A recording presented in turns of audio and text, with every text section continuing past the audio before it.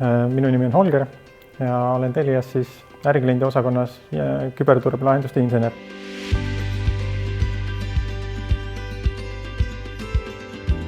Minu üks siis erilisemaid projekte, millega ma Telias kokku puutun, on Turvanet. Ja see on ärikliendi internetiühendus, aga turvalisem. Täna on selle Turvaneti kasutajaid siis üle 80% äriklientidest.